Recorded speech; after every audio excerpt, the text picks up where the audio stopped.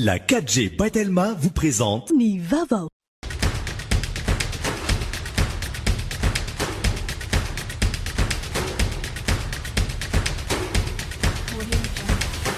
Noltranao ny fampalalam-baovao.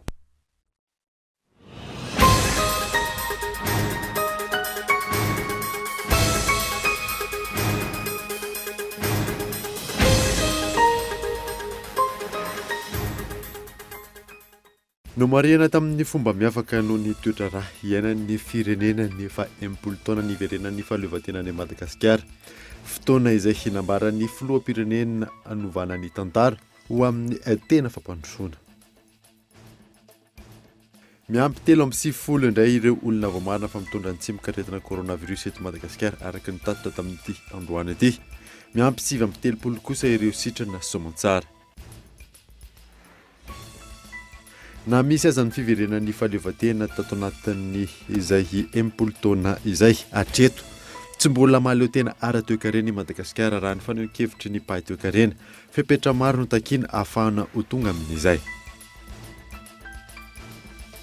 Tsy ampy ny fanomezan-danja ny mpanankanto malagasy hitantaratra izany rehefa tojo fahasahiranana izy ireo raha ny fanazavana azo noho izany nitsangana ny fikambanan'ny mpanankanto mirahina. Eo amin'ny maresaka iraisam-pirenena feno 70 taona androan'ny ONU na ny fivondronan'ny firenena mikambana. Tanjo natao anatin'izay taona maro izay ny ialana amin'ny disadisa na ady goavana amin'ny samy firenena. Raha ny hita tsy tratra izay tanjona izay raha jerena ny ady ao Syria sy Libia. Ny adinao arahanao afaka fotoana fohy.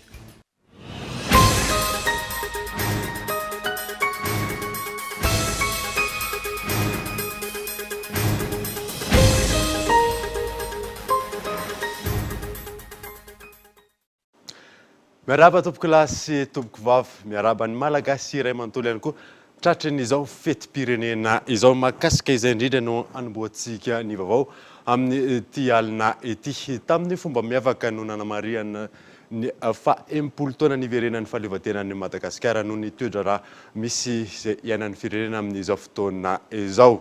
Tsipirin'izay izay entiny Iona Saina. Niavaka ny fanamarina ny fa 10 taona niverenan'ny fahaleovan-tenan'i Madagasikara tamin'ity androany ity.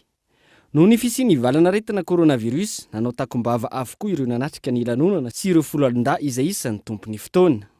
Manodidina ny 700 ireo olo-manankaja ambony sivily sy miaramila nanatrika ity lanonana fanamarina ny fa 10 taona niverenan'ny fahaleovan-tena ity, izay nahitana ny filoha teo aloha ny amiraly Dite Ratsiraka, ireo mpikambana eo anivon'ny gouvernemanta, manamboninahitra ambony eo anivon'ny foloalindahy, ireo mpikambana eo anivon'ny FFKM, ireo mpanjaka sy tangalamena avy amin'ny faritra 12, ireo maseho vovahiny miasa sy monina eto Madagasikara sy ny maro hafa. Tamin'ny folora maraina, nigadona teny amin'ny araben'ny fahaleovan-tena Analakely, izay toerana nanaovana ny lanonana ofisialy tamin'ity taona ity ny filohan'ny Repoblikan'i Madagasikara Andry Rajoelina.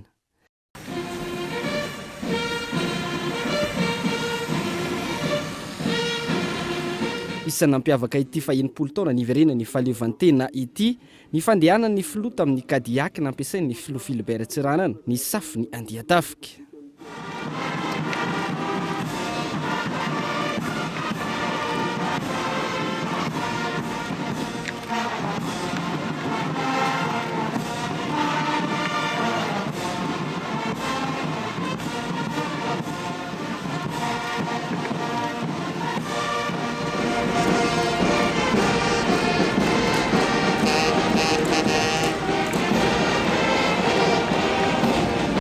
Taorin'izay, nandeha ny matson'ireo foloalindahy, ny fampisehoany ireo angidimby sy fiaramanidina ary ireo fiara ampiasain'ny mpitandron'ny filaminana. Isan'ny nampiavaka ny tamin'ity taona ity ihany koa ny fandraisana anjara ny brigade intervention spéciale izay misehatra amin'ny ady amin'ny valanaretina coronavirus.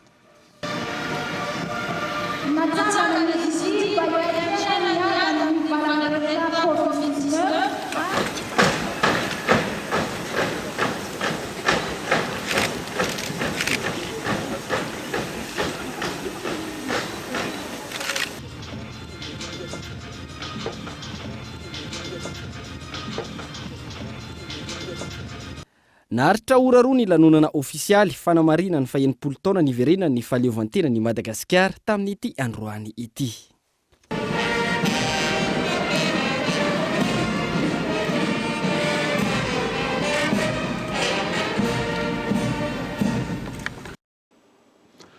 fotoana izao ny ametrahana ny tena fahaleovantena marina ho an'ny firenena ho ny filoham-pirenena nandritran'izay kabary izay notanterahany tamin'ny fanamariana ny fa-enimpolo taona niverenan'ny fahaleovantena io nasainatra.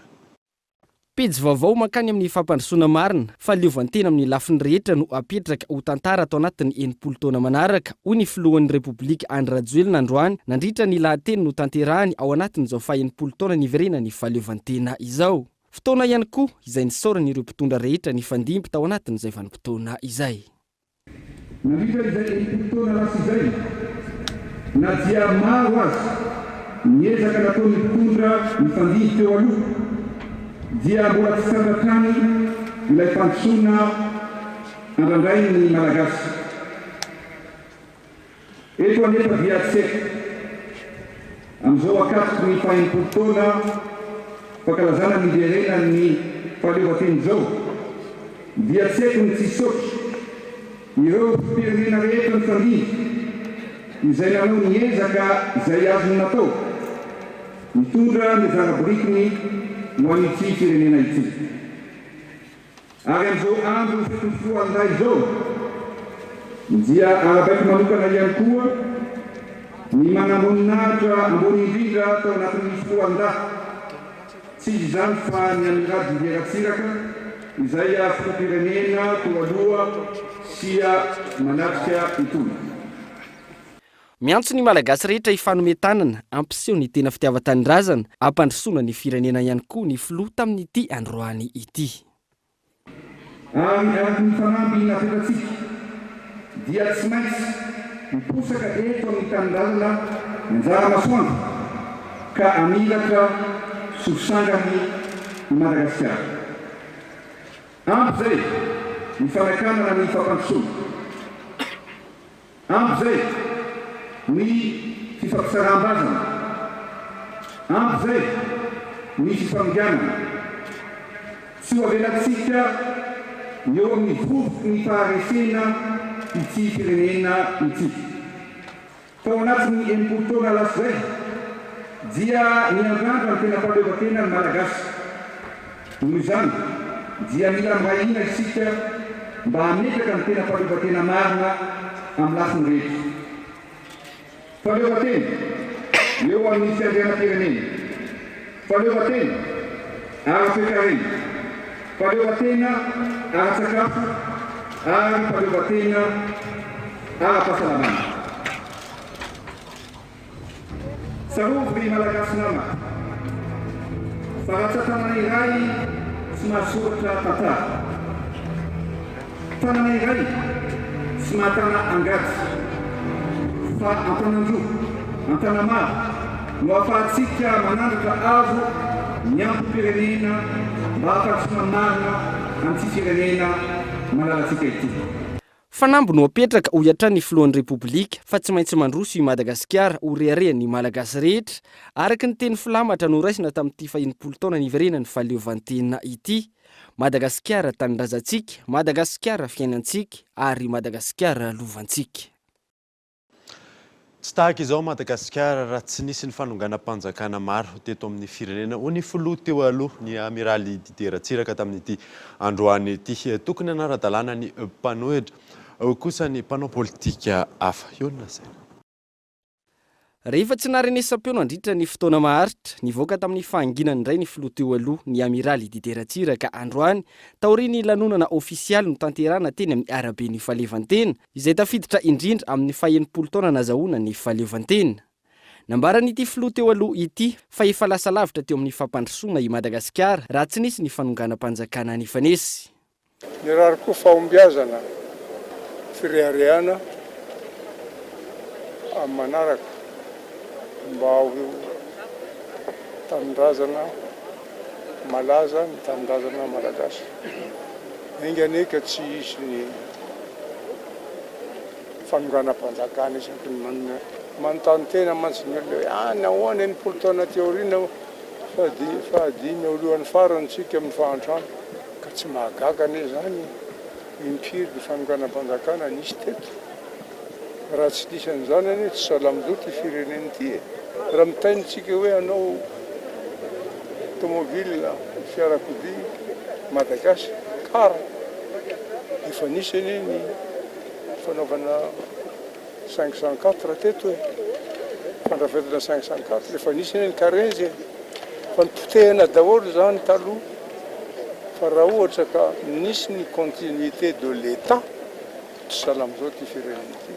Ho an'i Norbert Lala Ratsirahonana, fotoana izao ametrahana ny mpanohitra ara-dalàna mba tsy ho sakana amin'ny fampandrosoana.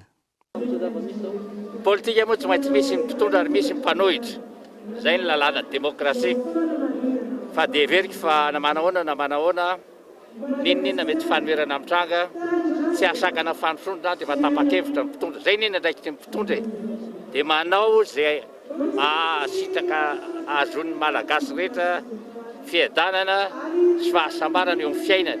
Zay ny adidin'ny mpitondra zay. Ny adidin'ny mpanohitra dia ny manitsy zany dia zany raha ohatra ka misy tsy mety ny ataon'ny mpitondra fa sanatry ny vava zay mampalelo tsy fanaratsy sy fanenjika. Zay moa dia za manokana dia tsy mankasitraka loatra an'izay fa mififanakaloja-kevitra ny tokony atao. Ankoatra ireo mpanao politika naneho ny hevitra momba ny toe-draharaha mahaberesaka eto amin'ny firenena, ny momba ny kianja masoandro ihany koa androany ny solotenan'ireo ampanjaka, olobe sy Ray aman-dreny ara-drazana izay nanome voninahitra ny lanonana teny amin'ny arabe ny fahaleovantena. Irova io fahafantarana azy dia rovan'ny manjaka miadana izy io.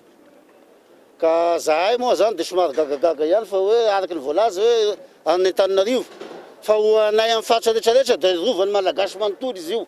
Ka raha namboariny filoham-pirenena ary navoaziny dia vakoka ny fahafantarana anazy ary arian'ny malagasy ray manontolo, mireharian'ny nosy mitandrazasika ny avy tany soamasara ny rova io ary dia falifaly zahay zao satria hita fa tena namboarina ara-dalàna ary zao tontolo zao angamba dia mahita sotro tsara fa hoe niezaka ny filoham-pirenena ary mampitambatra ny ray malagasy amin'ny rovan'ny manjaka miadana.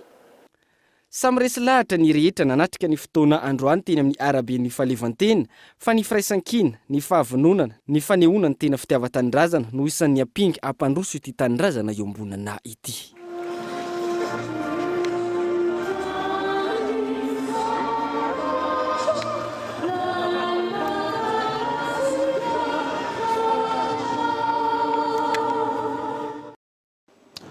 Fahaleovantena ara-politika izay amin'ny ankapobeny ny andohan'ny fiverenan'ny fahaleovantenan'ny Madagasikara ny 4 Jona 1970 raha ny tantara. Tany amin'ny taona 1970 kosa no mivelatra izay fananan'ny Madagasikara ny fahaleovantenany izay raha ny fanazavana azo Michel Aranarzo. 4 Jona 1970, 4 Jona 2020, feno 4 taona katroka androany ny verenan'ny fahaleovantenan'ny Madagasikara fa tsy ny fahazony ny fahaleovantenany raha ny fanazavana. Tsy fahazona ny fahaleovantena fa famerenana ny fahaleovantena. Antony talohany nahazana tany amin'ny Madagasikara tamin'ny taona 1970 dia efa fanjakana nanana ny fiandrianany sy ny fahaleovantenany tanteraka ny fanjakana malagasy izay nisy teto. Ary manamarina an'izany ny fisian'ireo fifanarahana iraisampirenena na ny marimarina koa fifanarahana tamin'ireo firenendehibe samy hafa tamin'ny fotoan'androny tamin'ny Madagasikara. Taona 770 ny 4 Jiona, zany hoe 4 taona lasa katroka amin'ity andro anio ity no nanambarana ho retany rendanitra teo Mahamasina ny famerenana ny fahaleovantenan'ny Madagasikara. Ary dia izany vaninandro lehibe zany no tsarovantsika amin'ity anio ity. Mipetraka ho tantara izany raha ny fanazavana amin'ny ankapobeny ny fahaleovantena ara-politika no tena ny fotoran'izany tamin'io fotoan'io. Fahaleovantena izay naverina tamin'ny Madagasikara io raha ny fomba fahitana azy amin'ny ankapobeny dia ilay fahefam-pitantanana ny fanjakana amin'ny mahafanjakana ny fanjakana malagasy izay niorina tamin'izay fotoan'izay. Lafin'ny politika izany ilay mibahatoerana ao anatin'izay hoe famerenana ny fahaleovantena ny Madagasikara izay. Ilay fanjakana malagasy izay nijoro tamin'ny taona 770 nefa dia tsy tena mbola nahafeno n'izay heverina fa endrika mantsaka ny fahaleovantena feno sy tanteraka izay.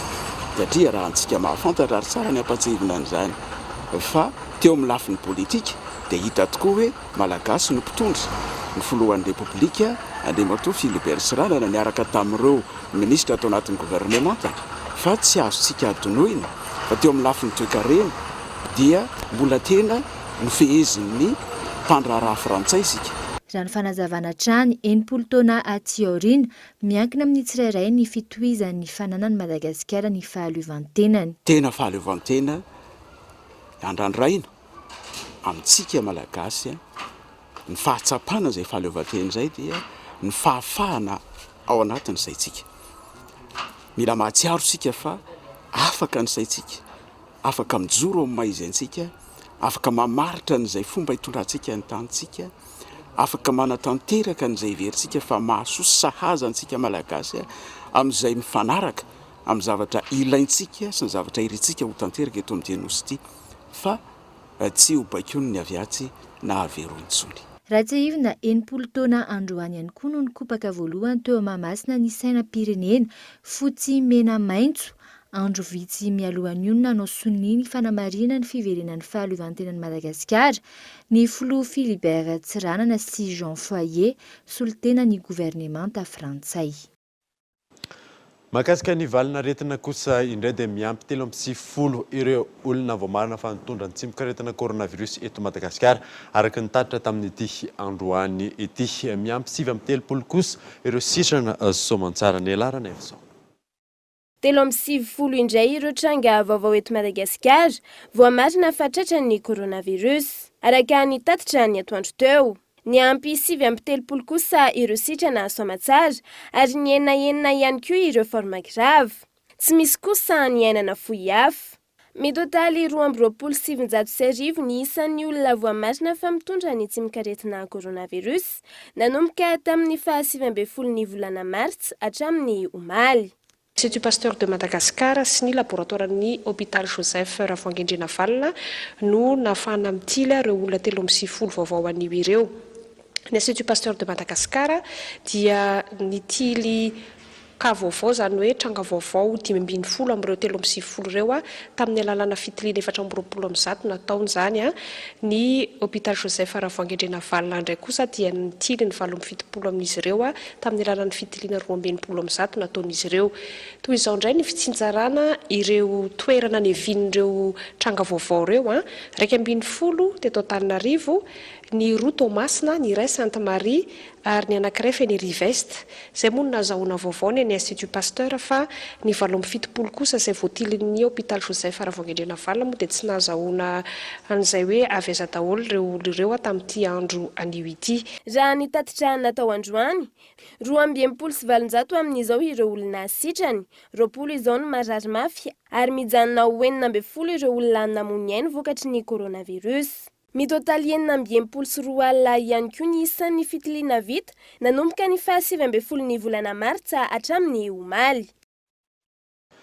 Nanisy aza ny fiverenan'ny fahaleovantena tato anatin'izay 10 taona izay hatreto tsy mbola mahaleo tena ara-toekarena Madagasikara raha ny faneho-kevitry ny mpahay toekarena fepetritra maro no takiana ahafana ho tonga amin'izay miantarandriana.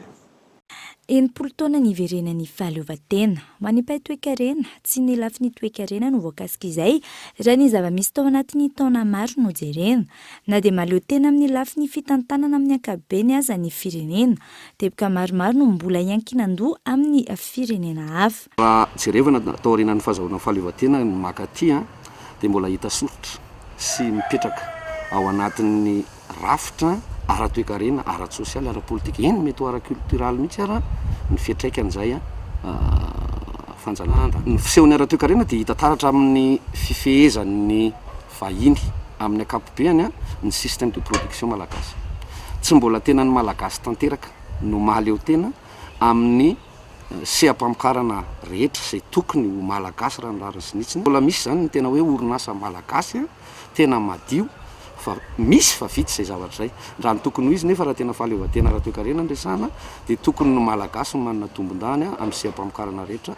Zavatra fantatra dia ny fanjakana malagasy dia mbola miankina be dia be amin'ny fanampiana avy any ivelany. Dikan'izay tsy mbola afaka mampaleo tena ny malagasy ara-toekarena mihitsy ny sehampamokarana eto Madagasikara matoatsika tsy afaka manodina akory eo amin'ny seratra ara-macroéconomique ny tena mamalagasy zany hoe vola malagasy vokatra eto Madagasikara no andinana mihitsy ny volam-panjakana amin'ny ankapobeny. Miainga amin'ny fampiroboroboana ny sehatra ara-toe-karena rehetra no afana tsy miankin-doha amin'ny any ivelany intsony raha ny fanazavana trany.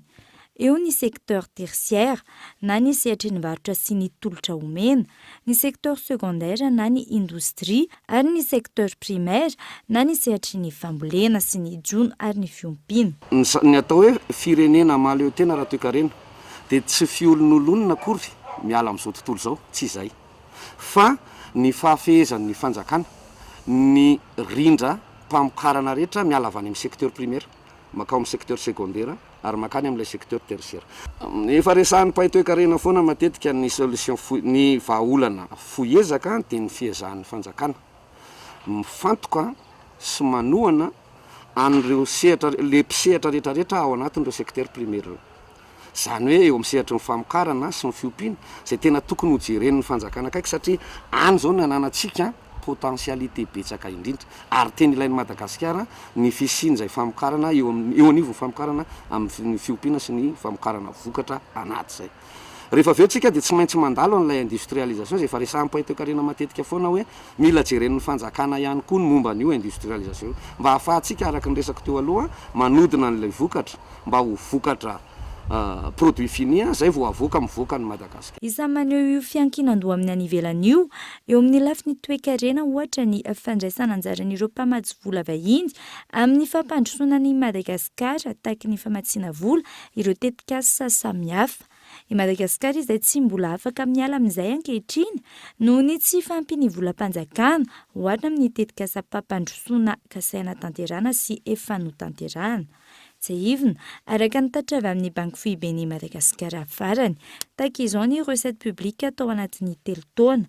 Ny taona 2017 natratrahina amin'ny 30 miliara ariary ny volam-panjakana azo tamin'ny alalan'ny fanomezana avy amin'ireo mpamatsy vola na ilay antsoina hoe recette sous forme de don.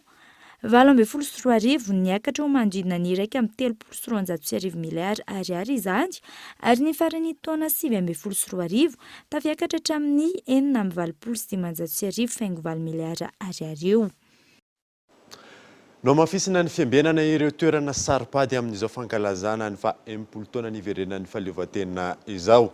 Na eo aza ny fetim-pirenena miatra hatrany ireo fepetra ao anatin'ny famiana ara-pahasalamana.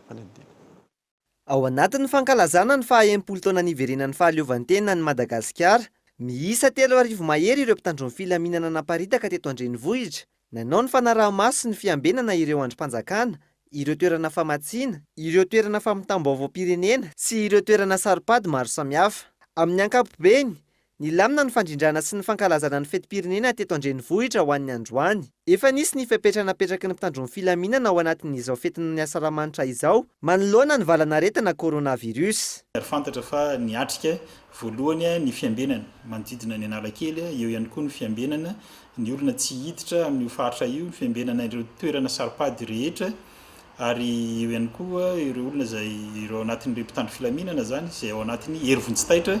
Zany hoe raha misy ny tranga sanatria tsy maintsy ilana an'izany dia efa nivonina araka izany ireo olona ireo. Na mankalaza ny fetim-pirenena aza dia tsy azo atao ny mivoaka ny trano na mitondra an'ireny arendrina ireny aza, indrindra manao ny tsipopoaka ozy fitenena na ny artifisa ty ivelan'ny trano. Eo ihany koa ireo izay mbola mini mandika izany lalàna izany na ny fitsipika izay efa napetraka ho fiarovana ny tsirairay amin'ny resaka fiparitahana aretina. Toy ny fanokafana ireny toeram-pisotroana ireny zany, indrindra amin'ny lera izay efa voalaza tsy azo isokafana izany ary voalaza ihany koa fa tsy voatery manokatra izany ny mpivarotra. Mandray ny andraiky ny avy hatrany ireo mpitandron'ny filaminana amin'ireo tsy fanarahan-dalàna misy amin'izao fetim-pirenena izao. Ankoatr'izay, mitoetra hatrany ireo fepetra tsy ahafahana mivezivezy any amin'ny faritra ho an'ny eto Analamanga, raha ny fanazavana nomeny teo anivon'ny Zandarimariam-pirenena. Mafisina raha teo mbola ao anatin'ny famiana ara-pahasalamana isika ny fialana ny faritra Analamanga moa zany sy ireo faritra hafa efa voatonona mahakasika izany any amin'ny faritra hafa dia mbola manan-kery tanteraka izy ireny zany na ao anatin'izao fety izao. Tsy fotoana andeha ialana ny toerana zany misy anao zao ary indrindra ho an'ny olona izay miditra amin'ny faritra izay efa voalaza zany dia mbola averina trany fa entitra ny fanarahamaso atao. Manentana ny rehetra naja ny fepetra sy ny fitsipika efa napetraka ny mpitandron'ny filaminana ao anatin'izao fankalazana ny fetim-pirenena izao. Mila manova fomba fijery sy fomba fisainana isika malagasy ahafahana miroso ao anatin'ny tena fampandrosoana tanteraka. Hoy ny filohan'ny CFM anatin'izao fankalazana ny fa-80 taona niverenan'ny fahaleovantena izao. Henri Flore. Raha zohina ny tantaram-pirenentsika eto Madagasikara tao anatin'izay 80 taona niverenan'ny fahaleovantena pirenena, maro ireo zava-nitranga tao anatin'izay. Insivy isika no nandalo crise politika teto Madagasikara izay niafara tamin'ny fifandimbiasam-pahefana teo amin'ny mpitondra tamin'ny fomba tsy ara-demokratika. Crise izay nisy fiantraikany teo amin'ny ara-toekarena, ny eo amin'ny ara-tsosialy, ny amin'ny ara-piarahamonina izay niteraka fifandrafiana teo amin'ny samy malagasy. Raha jerena ny eo amin'ny lafiny ara-toekarena, azo ambara fa mbola isan'ireo gisitry Madagasikara raha oharina amin'ireo firenena niara-nahazo fahaleovantena niaraka tamintsika. Tokony haneho firaisan-kina isika malagasy ary hanova ny fomba fanaovana politika, ny mpitondra hoy ny filohan'ny CFM na ny komity ny fampihavana malagasy ao anatin'izao fankalazana ny fa-80 taona niverenan'ny fahaleovantena izao. Ka eto indrindra antsika no tokony jery fitaratra ny malagasy satria naninona moa re ny dia ohatran'izao ty fireneko ty ametra-panontaniana amiko amin'ny tenako sy manodidina ahy. Raha jerena ny resaka ara-politika zao dia ohatrany hoe tsy resaka fifaninanana ara-politika no atao fa resaka fanenjehana, fankahalana. Na io ny olona ty amin'ny manam-pahefana na ny olona any amin'ny mpanohitra. Ka eo zany tokony hasiana fanovana goavana isia ny etika politika sy amin'ny fomba fanaovana politika eto Madagasikara. Tsy fahavalonao akory ny olona mifanohitra ara-politika, ara-potoka hevitra aminao fa ray tanindrazana ireo mety hahatsara ny firenentsika. Antso arak'izany no ataon'ny filohan'ny CFM ho an'ny malagasy iray manontolo mba hanambatra ny hery sy hanova ny fomba fijery ahafahana miroso amin'ny fampandrosoana tanteraka. Ka eto aho dia manao antso avo ho an'ny ray tanindrazana rehetra hoe ny fanaovana politika tsy natao hifandrafiana. Ny fanoherana politika dia anisan'ny pilier fototry ny demokrasia. Ka hitatsika zay ao amin'ny lalam-pandrosoantsika. Ka oka rentsika fa indrindra amin'izao fotoan-tsarotra lalovan'ny firenena zao, eo ny resaka ny areti-mandoza sy ny fananarenana ny toekarentsika mba hiray feo aloha. Mampitambatra ny hery aloha hiatrehintsika anio na io mba samy fampiaina fampiresaka satria ray ny fahavalontsika ka dia ny coronavirus sy ny fahantrana. Inkania mba samy tonga saina ny malagasy amin'izao fa-80 taona iverena ny fandrianam-pirenena zao fa tsy mendrika ny firenentsika zao toerana misy azy. 80 taona niverenan'ny fahaleovantena, 80 taona izay mamaritra fa tokony hiova amin'izay ny fomba fijery mba ahafahan'ny vahoaka malagasy miaina ao anatin'ny filaminana sy ny fampandrosoana miainga avy amin'ny isam-batan'olona. Tonga tao fotoanany dokavarotra isika orinan'izay atatsika mahakasika ny akan'ny fitaizana zazakamboty eo ihany koa ny momba ny tsenany Enondry rehefa avy eo ary.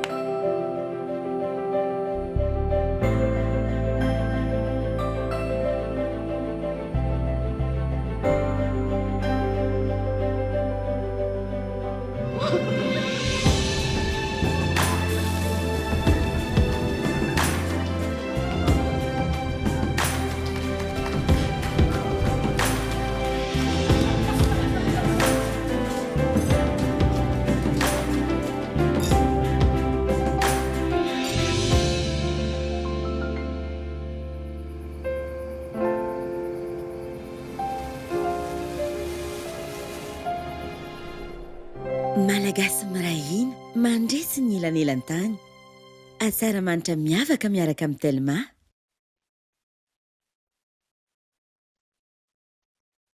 tsiro vaovao maskita épicé.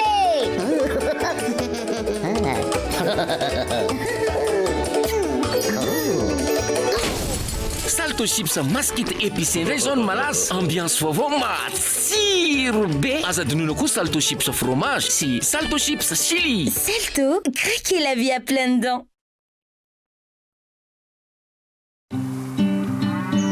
Ahitra maitso, tany manan-karena,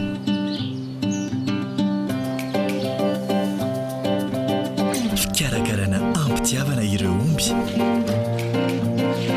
ary fahaiza-manao malagasy.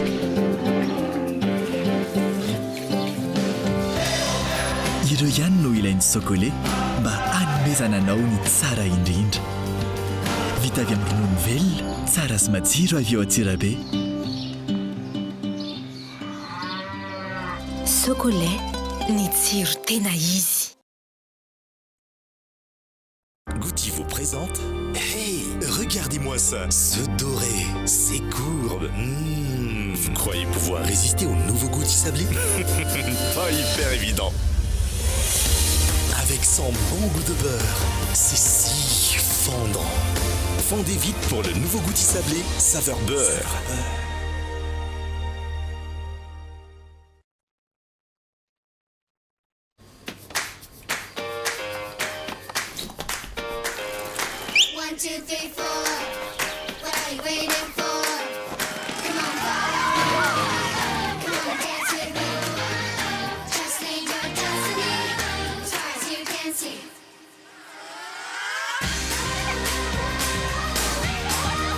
Du bon lait, une crème onctueuse. La vie, ça se dévore comme un kiri. Kiri! Allô, Atika. Fais-toi camarade. Ah ouais. Oui. Ah ouais.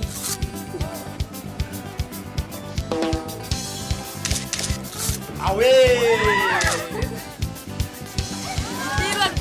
Ah ouais, Kia. Salam Fakatia. Pecto Zaza. Oi. Ma Pecto. Pecto! Manafanana tontolo andronao. Ah ouais.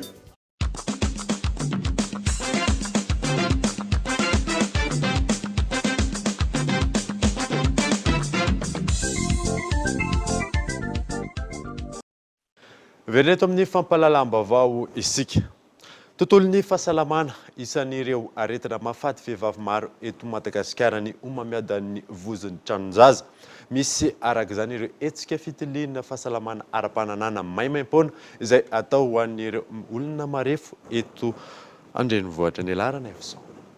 Raha ny tatitra nataon'ny OMS tamin'ny taona 2012 vinavinaina ho 20 ireo vehivavy malagasy tratran'ny homamiadan'ny vozon'ny tranonjaza. Vitsy ireo vehivavy voatily mahakasika io amin'izao fotoana. Aorian'ny homamiadan'ny nono, ny homamiadan'ny vozon'ny tranonjaza no anisan'ny mahafaty vehivavy maro eto Madagasikara.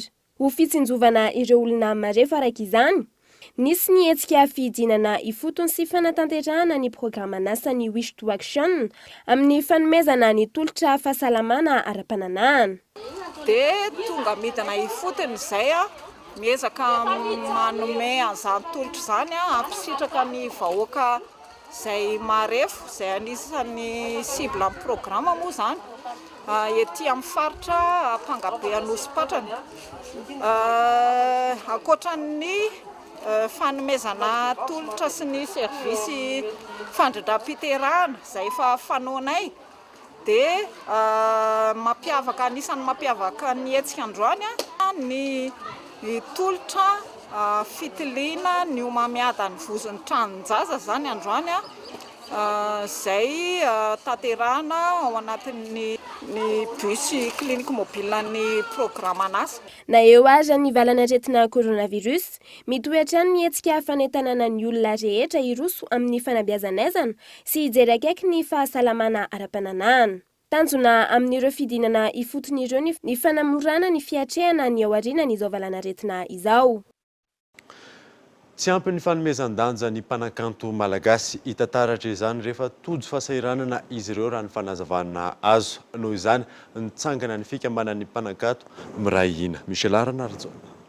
Isan'ireo misedra ny vokatry ny fiparihan'ny valanaretina Covid-19 ny mpanakanto malagasy. Tsy ampy izy ireo ny fanomezan-danja azy ireo ary izany rehefa toto fahasahiranana izy ireo.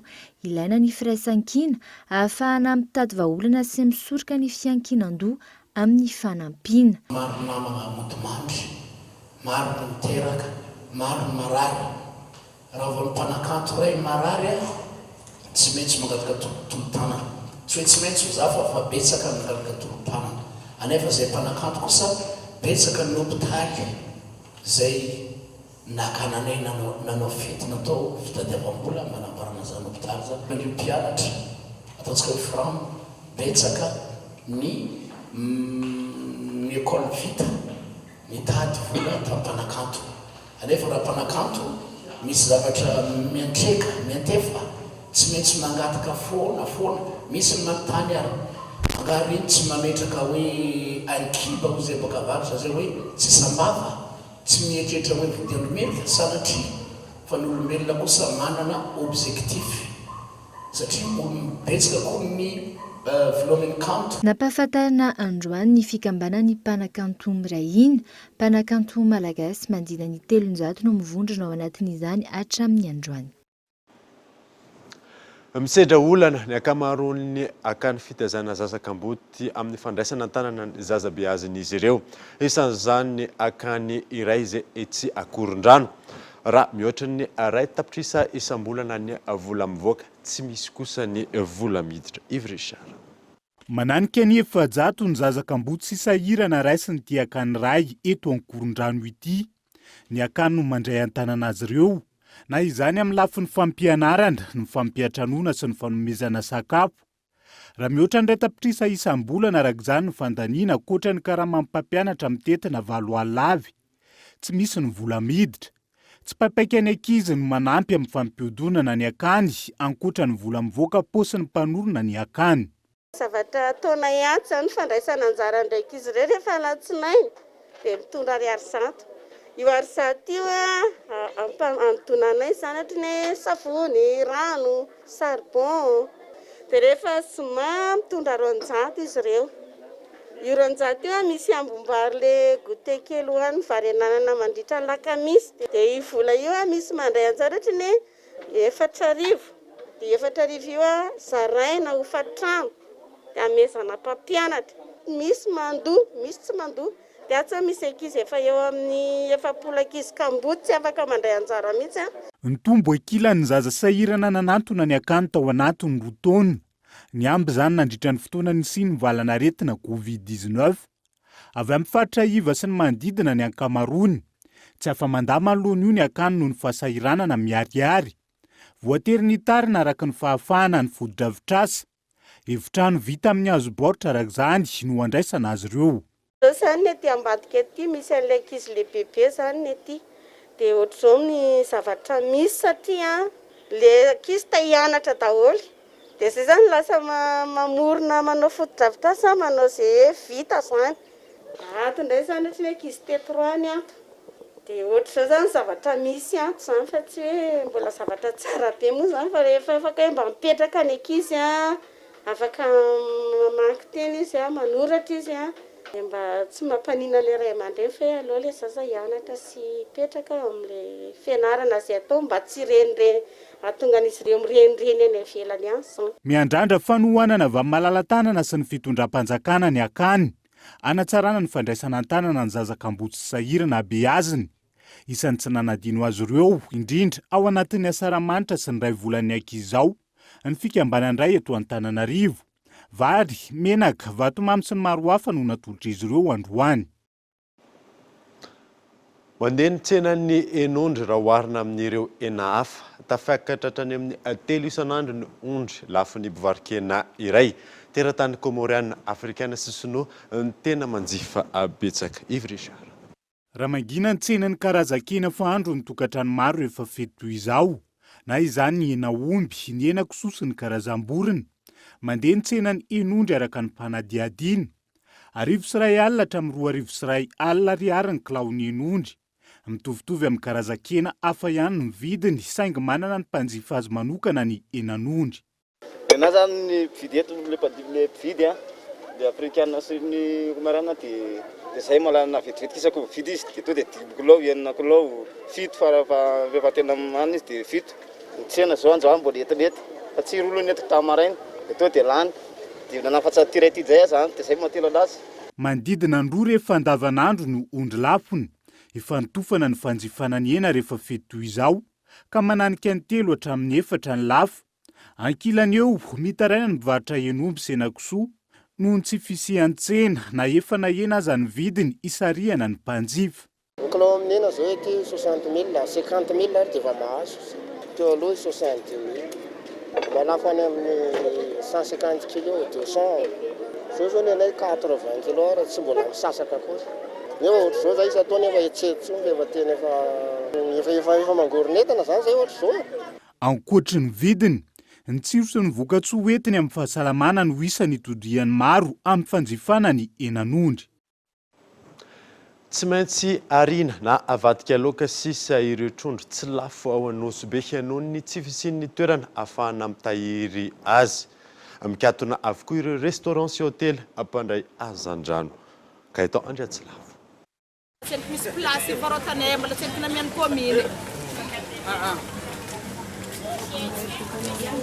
Ho eo zay zanakanay miantra fianarana tsaiky eo, tragnon'olo fenao, fotro eo, anohaniny eo, akabezan-tsaiky tsisy babany, misy babany ndraiky fa tsy jireny babany. Misedra olana ireo mpanjondry sy mpivarotra hazan-drano ao Anosibe ankehitriny. Antony, ireo mpanao hôtely no manjifa ny ankamaroany vokatra. Amin'izao fotoana ny fihiboana vokatry ny coronavirus izao, mikatona avokoa ireo hôtely sy restaurant ka tsy maintsy eny an-tsena no atobiny trondro. Tsara resana koa zany amin'izao vanim-potoana henantsika zao ataontsika hoe anatin'ny vanim-potoana sarotra tia menari-pahasalamana tia dia voaresaka tena fa tena misy fiantraikany amin'ny fivarotana hazan-drano zava misy amin'izao satria mikatona daholo ny hôtely zay mpandray ny vokatra ny fividy vokatra tsisy zay zavatra zay dia tsy maintsy misy asa laharam-pahamena tsy maintsy atao ahoana ny fomba ahafahana manavotra ny leto setra misaka jony leto mba tena hoe hanamevina an'izay fiantraikany tia coronavirus setra rehetrarehetra. Feno ny toerana ary tsy manaraka ny fenitra hoy ny eo anivon'ny ministera taorian'ny fidinana ifotony natao. Anjaran'ny komina no mijery toerana malalaka ary anolo-tanana amin'ny fanatsarana ny toeram-pivarotana ny ministera. Regny moa zany anjaran'ny komina mijery hoe ty toerana mety fa zavatra hita zany dia tena tsy manaraka ny fenitra toerana zay varotan'zareo amin'izao. Tena zara raha misy toerana latabatra kely varotana palahelo. Ny olona mba tiezaka hivoatra amin'ny fiainany zay zany no anisany azo tenena hoe tsy maintsy misy tosoka ataon'ny ministera nafanjakana amin'izay fampiasana hoe tokony mba bazary manara-penitra tokony mba bazary ao amin'ny fenitra ny ara-pahasalamana zany no arina avy hatrany ny trondro izay tsy lafo raha toka tsy mety avadika ho laoka sira na trondro maina. Tranga izay miteraka fatiantoka eo amin'ny sehatry ny jony. Tsy misy tsy lafo dia karakory tsy manjary lafo. Tsy manjary lafo. Atao mora fo. Izao koa tsy lafo izao io ampiana la glace koa izao tao anaty frigo. Misy tsy lafo izao dia arina kanana. Nefa zavatra vangainao vola izy. Tsy maintsy apetraka araka izany ny toerana manaraka ny fenitra takina amin'ny fivarotana hazan-drano sy ny fotodrafitrasa ahafahana mitahiry ireo trondro tsy lafo. Maresaka iraisam-pirenena feno 570 taona androany ONU na ny fivondronan'ny firenena mikambana. Tanjona tao anatin'ny izay taona maro izay nialana amin'ny disadisana ady goavana amin'ny samy firenena raha ny hita tsy tratra izay tanjona izay raha jerena ny ady ao Siria sy Libia fanadina. 570 taona androany niforonan'ny fivondronan'ny firenena mikambana na ny ONU. Ny taona 570 no nisiny ary firenena 50 no nanao sy ny mpikambana. Nametrahana ity fivondronan'ny firenena mikambana ity ny alana amin'ny ady goavana amin'ny samy firenena. Ho an'ireo profesora sy mpisehatra amin'ny politika, tsy azo lazaina hoe tratra zato isan-jato ny tanjona anton'ny foronan'ny ONU. raha ny zava-misy amin'izao fotoana izao no jerena firenena maro no mijanona miady efa antaonany maro izay izan'izany ny ady any Libia ary eo ihany koa ny any Siria. Ho an'ireo mpandalina trany tsy fahadisoa ny vondron'ny firenena mikambana io fa noho ny lafin-javatra maromaro izay miatraika amin'ny fipetrahana ho raisina. Amin'izao fotoana izao tsy mijanona intsony amin'ny fametrahana ny filaminana ankabeny ny firenena mikambana fa mandray anjara ihany koa ny famahana ny olana ara-tsosialy amin'ny ankabeny, fahasalamana sy ny maro. Dia izay mahana vaovao tamin'ity androany ity. Ankasitrahana ianao nanaraka izany. Mandrosoa sy natao tompoko.